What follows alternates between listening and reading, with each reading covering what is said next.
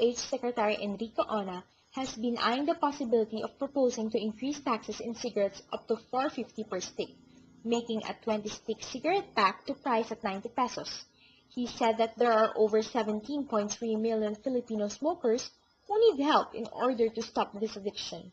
He sees that the higher tax resulting to higher price will discourage and eventually will make low-income earners and those of poverty line to quit smoking. Meanwhile, DOF Secretary Cesar Purisima thinks that higher sin would mean more tax revenue.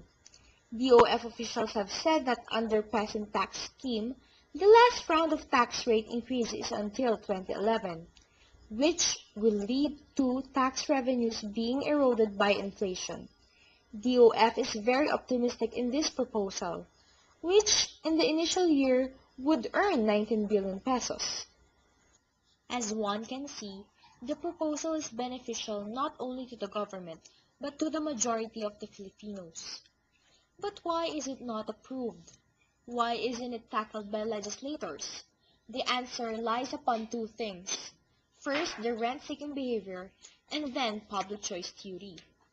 Philip Morris, a merged company with Fortune Tobacco, have asked the government to delay the increase in taxes, saying in defense that the government have reached its tax quota through the current years by the current scheme, while totally not mentioning the health benefits that the tax would give.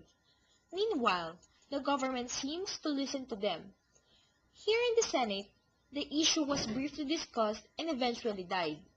Activists speculated that the government was much more listening to these companies because of heavy lobbying by different tobacco companies. Lobbying is the formal term wherein companies are ready to pay public officials to get favors or generally to stop a legislation which will badly affect their businesses. The presence of lobbying is rent-seeking behavior, wherein companies are willing to shell out as long as the revenues they will receive is greater than the shelled out amount and the revenue that will be realized when the law is enacted. Accordingly, politicians are attracted to these proposals of private companies. Some even see lobbying as a source of wealth accumulation. While in power, thus it gives rise to public choice theory. This theory is all about politicians, more often, acting and deciding on their own, of their own benefit, and not thinking the welfare of the constituents.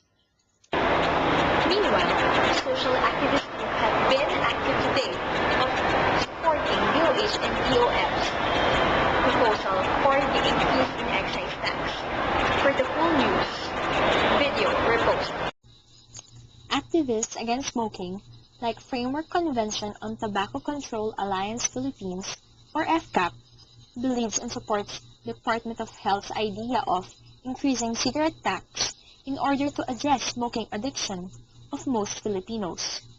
The increase in tax collection is another positive effect of this legislation and will definitely help Filipinos. Yet, due to government accepting rent-seeking behavior, many Filipinos are deprived of the positive effects of this legislation. This government failure results in misallocation of resources. The rich men owning tobacco corporation becomes richer, while those poor patronizing harmful tobaccos get poorer. That's it for the breaking news. Thank you for tuning in to TV Patrol Breaking News. I am Angela Donti Andrada. Thank you and good night.